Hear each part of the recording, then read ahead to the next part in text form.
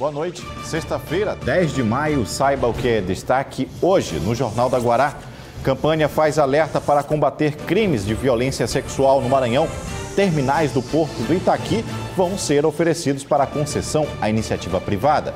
Polícia apresenta resultados de ações de crimes praticados contra o patrimônio na Grande São Luís. Tem ainda os destaques com o esporte, com a expectativa para os jogos dos times maranhenses nos campeonatos brasileiros das séries C e D. E às vésperas do Dia das Mães, exemplos de maternidade que envolvem responsabilidade e desafios. Agora, no Jornal da Guará.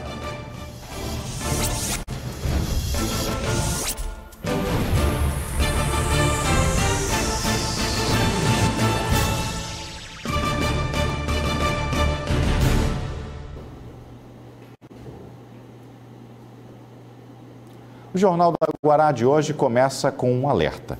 Mesmo com campanhas educativas, é crescente o número de casos de abuso e violência sexual contra crianças em todo o Maranhão. Uma campanha do Ministério Público Estadual foi lançada para combater essa situação por aqui. Os dados do Centro de Apoio Operacional da Infância e Juventude, CAOP, acendem um alerta. O Maranhão é o segundo estado do país em número de casamento infantil, só perde para o Pará. São meninas com até 14 anos vivendo em matrimônio e a maioria grávida, o que já pode ser considerado como estupro de vulnerável. Os levantamentos preocupantes não param por aí. O Centro de Perícia Técnica para Criança e Adolescente informou que de janeiro a março deste ano foram registrados 153 casos de violência sexual infantil só no Maranhão. Por casos como esses, que foi criado o Dia Nacional de Combate ao Abuso e Exploração Sexual de Crianças e Adolescentes, celebrado em 18 de maio. Mas o Ministério Público do Maranhão já lançou a campanha para combater esses crimes. No dia 18 de maio, os promotores e promotores de justiça em todo o estado realizarão, com o apoio do Conselho Municipal e dos Conselhos Tutelares, ações de caminhadas, de palestras, discutindo esse assunto, porque a questão da violência sexual, principalmente a violência intrafamiliar, que ela acontece dentro da família, ela é um assunto que precisa ser revelado, precisa ser desvelado, porque ele ainda é um problema que sofre do problema da questão do segredo. A campanha também pretende reunir todos os setores que combatem a violência sexual infantil para conscientizar a população sobre a importância de denunciar. A omissão de testemunhas ainda é um dos maiores obstáculos para um trabalho eficiente. Muitos desses abusos sexuais ocorrem entre as famílias, intrafamiliar. Então há uma grande barreira, o silêncio ainda predomina nas famílias. Infelizmente isso é uma realidade não só no interior do Maranhão, como na capital, como no Brasil inteiro. Quem denunciar tem garantido o direito ao sigilo da identidade. Qualquer caso de violência sexual pode ser levado ao Ministério Público, conselhos tutelares, delegacias e o Disque 100. O prefeito de Imperatriz, Assis Ramos, se envolveu em uma confusão após agredir o radialista Justino Filho, que trabalha em uma rádio local. Vídeos que circulam nas redes sociais mostram a agressão. Vídeos circulando na internet mostram o resultado de uma possível agressão envolvendo o radialista Justino Filho e o prefeito de Imperatriz, Assis Ramos. O fato aconteceu na sede de uma secretaria municipal da cidade tocantina. Eu estou aqui na sede da CEDEL. Eu fui agredido pelo prefeito de Imperatriz num ato covarde. Eu não estava nem esperando. Eu fui atingido aqui num ato covarde. Queria que a população de Imperatriz soubesse que eu não estava esperando por isso. Logo após o fato, também pelas redes sociais, o prefeito Assis se manifestou e pediu desculpas à população. Que é o prefeito Assis, prefeito de Imperatriz. Antes de tudo, meu sincero pedido de desculpa à população de Imperatriz, desculpa à população de Imperatriz e a todas as famílias da minha cidade. Mas eu devo dizer que a longa sequência de fatos, de agressões e tentativas de achaques, sinceramente me tiraram do sério. Por último, de ontem para hoje, no lamaçal das redes sociais, esse elemento de larga folha policial, quadrilheiro em inquérito da Polícia Federal, vinha atentando contra a honra da minha família, deturpando e sempre tentando não agredi a gestão, mas agredi a minha pessoa e a da minha família. Hoje na CEDEL, onde o encontrei, ele foi em busca do que muitas das suas vítimas já lhe deram: dinheiro para aliviar o seu assédio criminoso. Não temo as maledicências dele. Eu não agi, eu reagi. Vale destacar que o prefeito e delegado da Polícia Civil do Maranhão e o radialista Justino Filho já se envolveu em outras situações que foram parar nas decisões da Justiça. 4 terminais portuários do Porto do Itaqui, aqui no estado, receberam a autorização de arrendamento pelo governo federal. Em todo o país, são 59 projetos de concessão e privatização. O governo federal anunciou a inclusão de 59 projetos de privatização e concessão, entre eles os aeroportos de São Luís e Imperatriz, além do arrendamento de 4 terminais do Porto do Itaqui. A iniciativa de buscar investimentos privados para aumentar a capacidade de operações do porto foi pensada a partir de um estudo de viabilidade técnica, feita pela própria administração do Itaqui. Realmente é mais uma excelente notícia para o Porto do Itaqui, né? Mostra mais uma vez a confiança tanto do setor privado como também do governo federal. São projetos para licitação de arrendamentos, então são projetos que foram feitos no Itaqui, gerados por nós e apresentados ao governo federal como uma proposta de estudo de viabilidade técnica e econômica. Então, esses projetos passaram por uma análise da equipe técnica do governo federal e eles foram aprovados para serem priorizados dentro do PPI, que é o Programa de Parceria de Investimentos. O arrendamento das 4 áreas do Porto de Itaqui foi autorizado pelo Conselho do Programa de Parcerias e Investimentos do Governo Federal. Os recursos privados que serão injetados no Porto de Itaqui giram em torno de 480 milhões de reais, que vão construir novas áreas e também aproveitar outras já existentes para alavancar o crescimento de um dos maiores portos do país. 4 áreas, 2 terminais, são terminais já existentes que vão ser renovados a sua concessão, com investimento em ampliação, e terão 2 terminais novos.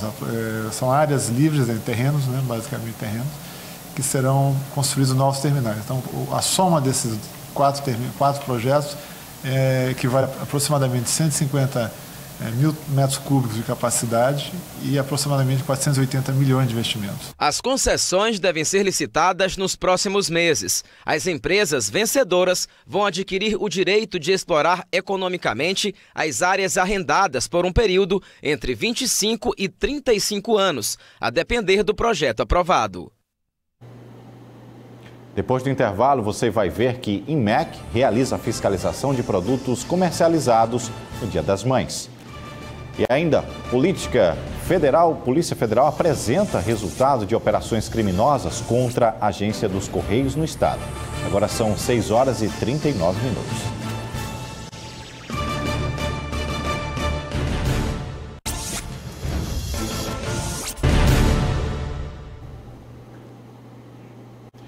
Bem, a Polícia Civil apresentou resultados de uma operação que resultou na prisão de quadrilhas especializadas em crimes contra o patrimônio. A operação resultou no cumprimento de 8 mandados de busca e apreensão e na prisão de 12 pessoas, suspeitas de praticar roubos e furtos a veículos e também roubos e furtos a residências em São Luís. Segundo a polícia, todos eles têm extensa ficha criminal. Ainda durante a coletiva, o delegado-geral de Polícia Civil disse que a Operação Depatre vai continuar com trabalhos permanentes na caça e busca de quadrilhas especializadas em crimes contra o patrimônio em todo o estado. Sim, é um trabalho contínuo realizado pela Delegacia de Roubos e Furtos de Veículos, no sentido de combater esse tipo de criminalidade. Ou seja, a partir da investigação dos casos que ocorrem na nossa capital, o inquérito policial ele é realizado e assim que se identifica que quem praticou esses crimes, se pede a prisão ao Poder Judiciário, se apresenta a prisão ao Poder Judiciário e após a concessão do mandado de prisão, as equipes vão cair em campo no sentido de prender os criminosos. Para intensificar o combate a esses crimes, a Superintendência de Polícia Civil prevê ainda a unificação das delegacias especializadas em roubos e furtos de veículos e de roubos e furtos. A importância é que nós, com a unificação, com a criação de um departamento especializado em combate a crimes patrimoniais, unificando aí as duas delegacias, de melhor estruturar e unificar, alinhar esse trabalho de investigação. Como nós vimos, os delegados já estão trabalhando em conjunto, eles já estão antecipando essa unificação. Bem, já a Polícia Federal realizou uma operação para reprimir uma organização criminosa especializada em assaltos a agências dos Correios. Segundo a Polícia Federal, 14 criminosos foram presos, sendo que 8 deles já cumpriam pena no regime semiaberto. Só a agência dos Correios de Humberto de Campos foi assaltada por eles 3 vezes.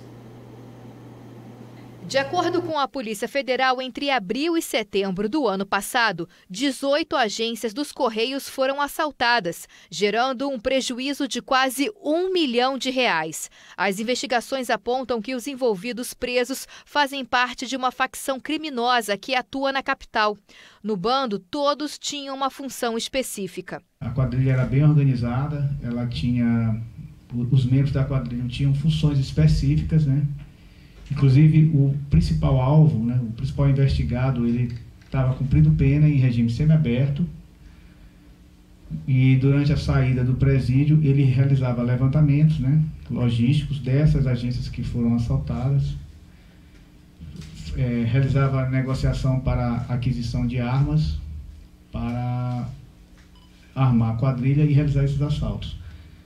A esposa desse investigado também participava do grupo, inclusive cedendo a casa para que os assaltantes ficassem alojados antes do assalto, e após o assalto. A operação foi denominada Trabalho Espúrio porque o líder da quadrilha, cumprindo o regime semiaberto de prisão, aproveitava o horário de trabalho para fazer um levantamento das agências a serem assaltadas e também participar dos assaltos. A polícia não descarta o envolvimento de outros criminosos, o que pode ampliar a lista de agências assaltadas. Olha, e o IMEC realizou uma operação em lojas e estabelecimentos comerciais para fiscalizar questões como peso e medidas de produtos. O foco foram materiais de higiene pessoal, como shampoos, condicionadores e hidratantes. Tudo para saber se o que foi apresentado na embalagem está em acordo com o que está descrito. O material irregular foi recolhido e os empreendimentos irregulares multados. Bem, domingo é o Dia das Mães e toda mamãe tem como preocupação número 1 seus filhos. Mesmo antes de nascer, os cuidados já são inúmeros. Mas tem uma situação em que muitas vezes elas se excedem e quase não percebem. É com os trânsitos. É preciso ter atenção com o período para dirigir durante a gravidez. Até quando pode? Mariana Dias conta pra gente. A gestação é um período de muitas mudanças para a mulher. Além das mudanças no corpo, existem mudanças na rotina e algumas adaptações são importantes. Quando o assunto é gravidez e direção, as adaptações são muitas. O Departamento Estadual de Trânsito não proíbe que as grávidas dirijam, mas é preciso ter alguns cuidados para garantir a segurança da mamãe e também do bebê, como os que a Naira tem. Grávida de 6 meses, ela leva uma rotina normal. Quando precisa dirigir, encara o trânsito, mas tudo com muita cautela. Na verdade, eu nunca pensei nessa questão como um problema, né? Nunca pensei que dirigir fosse um problema para mim. Sempre encarei com muita naturalidade e também tinha as minhas necessidades, né? Às vezes precisava ir ao médico, levar o bebê ao médico, e aí não tinha ninguém para ir comigo, eu dirigia. A recomendação entre continuar ou não no volante deve ser feita pelo obstetra, considerando as condições de saúde da mulher. Mas a gestante deve ser desestimulada a dirigir. Ela não deve dirigir. Por quê? Porque geralmente no primeiro trimestre ocorrem algumas alterações na grávida, principalmente hipoglicemia, aí leva a tontura, existe a lipotimia da gravidez, que a gestante perde um pouco a sensibilidade, o tato, entendeu? Isso é arriscado no volante até os primeiros 3 meses. O cinto de segurança deve ser passado pelo ombro e meio das mamas e pela lateral do abdômen. A faixa abaixo do cinto deverá ser posicionada o mais baixo possível, bem abaixo da barriga. Também é preciso observar a altura do banco e a distância entre a barriga e o volante. Mas a dica mais importante antes de assumir a direção é observar seu estado geral. Não, é sempre bom, é importante, né, me manter bem alimentada, até porque eu posso passar mal em qualquer outra situação que não seja a direção também, né? Para as grávidas, o grande volume uterino pode ser um obstáculo para movimentos rápidos e de reflexo, em caso de necessidade de desvios e manobras inesperadas. Por isso, existe uma recomendação sobre até quando a gestante deve estar no banco da frente. Evitar que ela dirija depois das 36 semanas, porque as 36 semanas, a gestação, lembrando que a gestação vai até 40 semanas, e depois das 36 semanas, como eu disse, o abdômen está muito distendido. Os pés se tornam mais inchados, dificuldade de calçada, então dificuldade de calçada já dificuldade nos pedais. Ainda nessa edição vamos falar mais sobre as mamães. Você vai ver o exemplo de mães que junto com seus filhos enfrentam os preconceitos e superam as adversidades. E a seguir, Ana Tereza Viegas conta o que a rodada do Brasileirão das séries C e D devem trazer para os clubes maranhenses. Agora são 6h50, a gente volta já.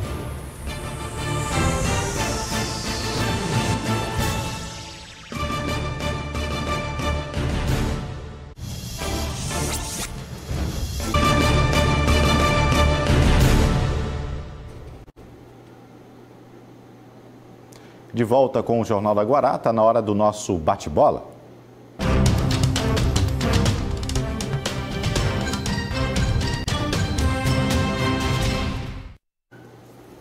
E Ana Tereza Viegas é quem nos traz a expectativa da rodada. Boa noite, Aninha. Boa noite, Hugo. Boa noite a todos que acompanham o Jornal da Guará.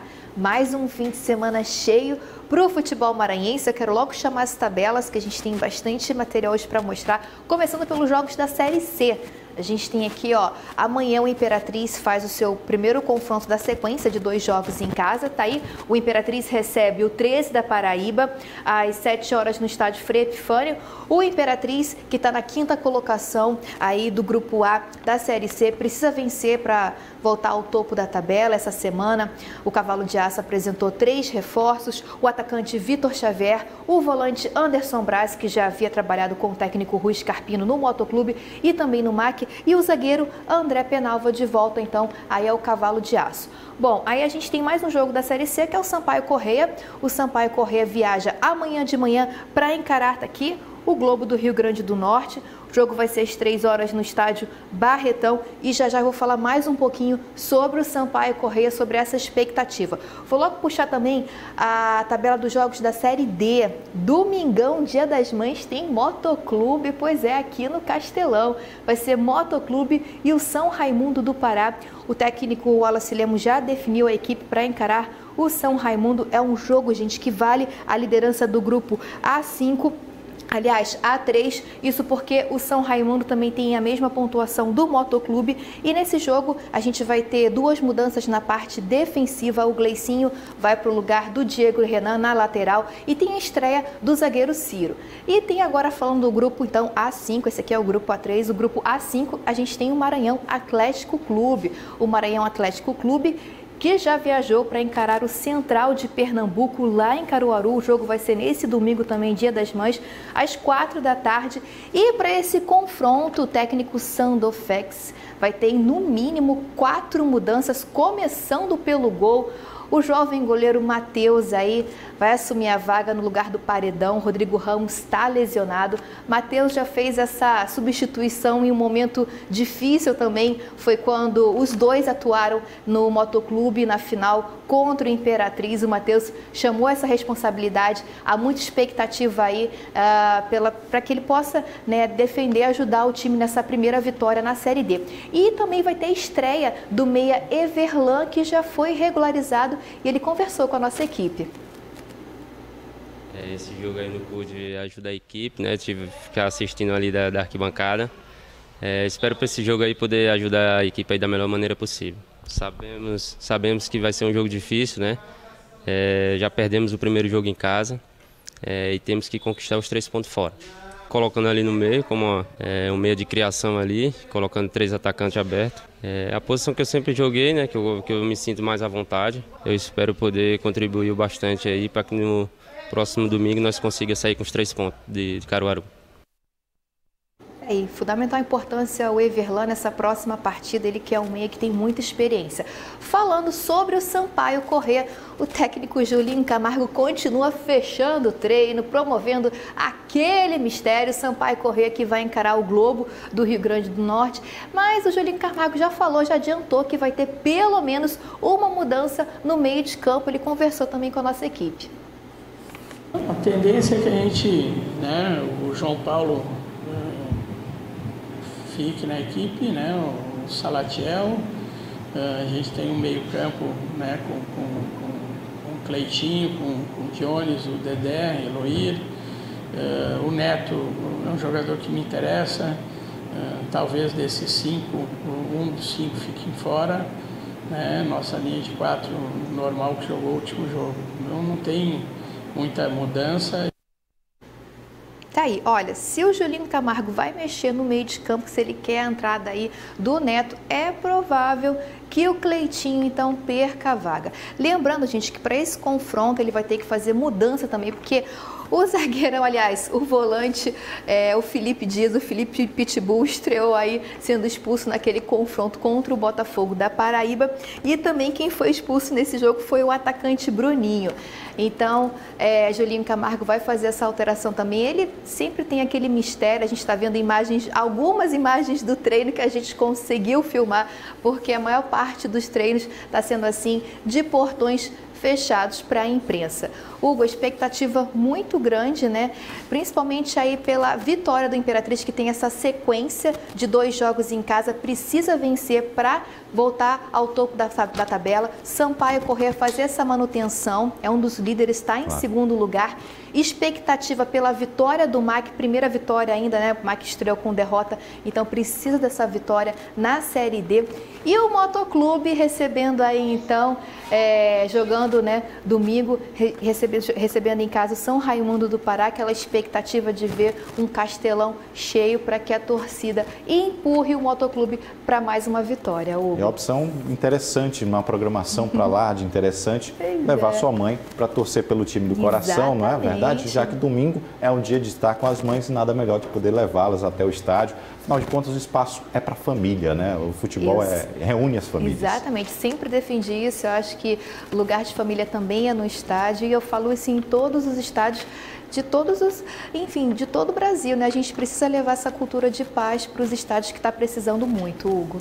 Obrigado, Ana. Bom final de semana. Segunda-feira tem muita lição de casa para fazer, né? Vamos ver, né? Se todo mundo consegue trazer a vitória para segunda-feira, a gente está aqui com bons resultados. Obrigado. Obrigada. Bom final de semana. Amém.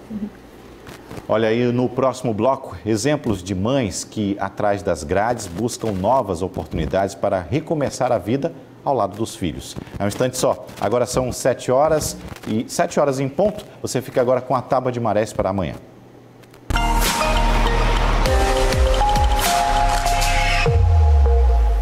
Pelo gráfico da Tábua de Marés, a primeira baixa-mar será às 5h36 da manhã, com 1,5 metros. Em seguida, a pré-mar, às 11h40, marcando 5,1 metros. E, por fim, a baixa-mar, às 6h21, com 1,1 metro.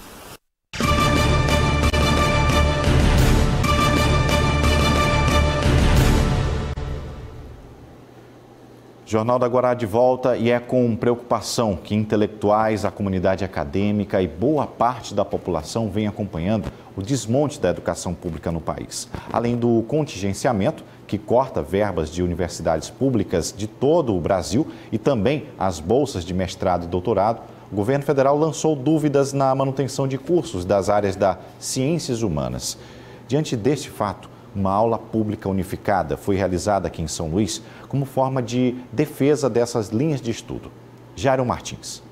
Está sendo realizado aqui no Centro de Criatividade Odilo Costa Filho, no Centro Histórico de São Luís, um aulão público em defesa da filosofia, sociologia e humanidades. Sobre esse assunto eu converso agora com a professora Zilmara de Carvalho, que é do Departamento de Filosofia da Universidade Federal do Maranhão. Qual a importância de reunir todas essas pessoas aqui hoje para esse aulão público? Pois é, a gente está chamando a atenção para a necessidade de se manter cursos como filosofia e ciências sociais.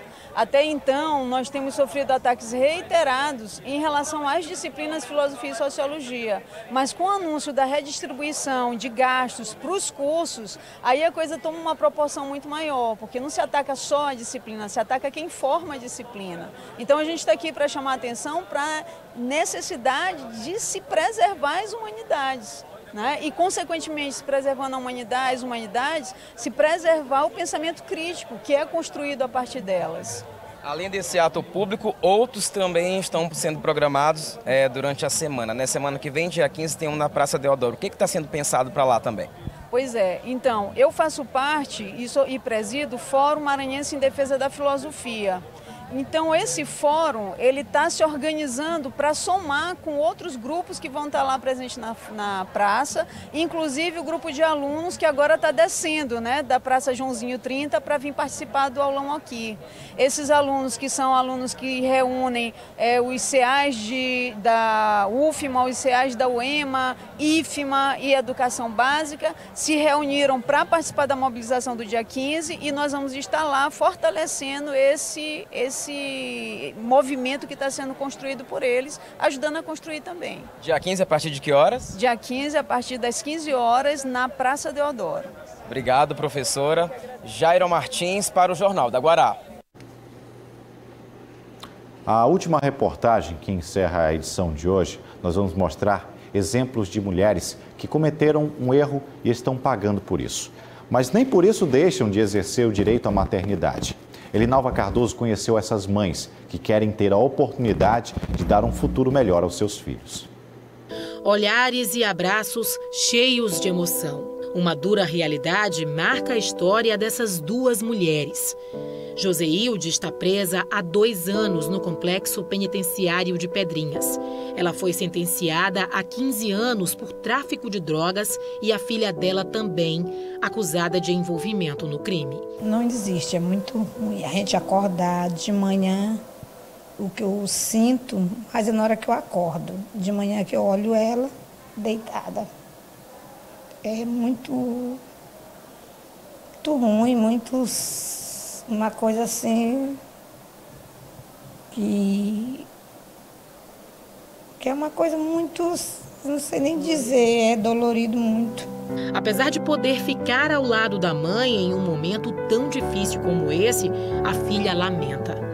Eu acredito que o que dói mesmo é estar com a minha mãe, mas os dois têm dores diferentes. Ver minha mãe todo dia, minha mãe chora, minha mãe ora pedindo para mim sair daqui e até agora nada, a gente está 2 anos e 6 meses na mesma situação. Então, os dois são complicados, mas o que dói mais é ver o sofrimento da minha mãe por eu estar aqui. Mas a harmonia entre as duas nem sempre foi assim. No início, a filha culpou a mãe pela prisão das duas, mas diz que hoje já a perdoou. No início foi complicado, receber uma sentença grande por algo que eu não fiz. Culpei muito ela, assim, me arrependo demais, mas hoje já estou com outra cabeça, já vi que isso aqui não é o fim, é o começo de outra história. Estou aprendendo muitas coisas e ela também, e eu estou vendo que eu e ela estamos preparadas para sair daqui e ela mudar de vida, e eu vou estar junto com ela para ajudar ela em tudo que ela precisar. E a vida no presídio feminino é bem diferente do mundo lá fora. Aqui, mãe e filha dividem a mesma cela. Mas durante o dia, ao ir para os trabalhos internos, elas precisam se separar e não podem frequentar o mesmo ambiente, nem mesmo em datas comemorativas. Doeu, escutei as meninas lá que trabalham com ela cantando parabéns, as professoras dela lá, instrutoras, cantando parabéns para ela e eu do lado, mas não podia estar lá, porque a gente trabalha em locais diferentes e não pode estar transitando. dói. Eu queria estar lá, bater a palma, aquela palma, cantar um parabéns para ela, naquela hora dar aquele abraço. Mas é assim. A Joseilde atua aqui na padaria do presídio. Já a filha dela trabalha bem ao lado, na malharia. Os dois setores ficam a menos de 100 metros um do outro. Mas durante o dia, elas não podem frequentar os locais de trabalho, mãe e filha. O encontro só acontece durante a noite, quando elas retornam para as carceragens. A direção do presídio explica o motivo. Sim, na verdade elas são separadas somente durante o dia, né? Porque a Joseide trabalha na padaria da unidade e a sua filha na malharia. Então acontece durante todo o dia, no exercício do trabalho laboral, elas ficam separadas, mas à noite elas permanecem na mesma cela. Atualmente, 240 detentas cumprem pena no presídio feminino. Mais da metade é de mães que sofrem com a ansiedade e a distância dos filhos. A cada visita, alívio e tristeza se misturam. Aperta, eu me preocupo demais com ele, ainda mais com o menino que é homem, me preocupo. Ele fica sozinho em casa. A outra, minha filha, ela é casada, mas o outro eu me preocupo mais com ele. Na semana do Dia das Mães, grande parte dos pavilhões é tomada pelo choro, nem sempre de tristeza. A alegria e a sensação de alívio também fazem parte da rotina das detentas. A cada palavra, liberdade e de que vão poder ir para casa. Ela vai embora? Vai. Depois de receber um alvará de soltura, Roseni se emociona. Saber que vai poder passar o Dia das Mães em casa deixa a detenta sem saber o que dizer. Eu só estava terminando de fazer vamos lá, o xadrez lá, e a menina me chamou, porque eu pensava que era pro médico. Aí foi que ela falou para mim o alvará. Aí eu fiquei feliz, né, porque por longe de meus filhos ia fazer já 11 meses. Estou muito feliz pela liberdade que Deus me deu. E às vésperas do Dia das Mães, nem precisa dizer qual é o presente mais desejado por aqui. Queria que minha filha não estivesse aqui. O presente melhor que Deus me desse era isso. Se dar um presente para sua mãe domingo, qual seria? Eu daria 2 presentes para ela. O primeiro era ela sair daqui e o segundo eu ir junto com ela.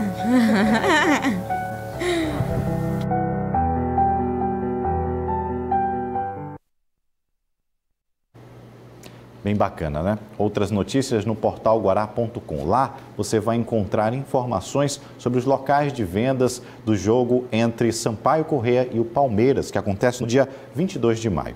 Você fica agora com o programa Os Analistas, que hoje recebe Carolina Estrela, presidente do Comitê de Limpeza Urbana de São Luís. A todos um excelente final de semana. Para todas as mamães, um feliz todo dia. Afinal, o dia delas não é só neste domingo. Merecem nossas homenagens sempre, seja aqui ou em qualquer lugar.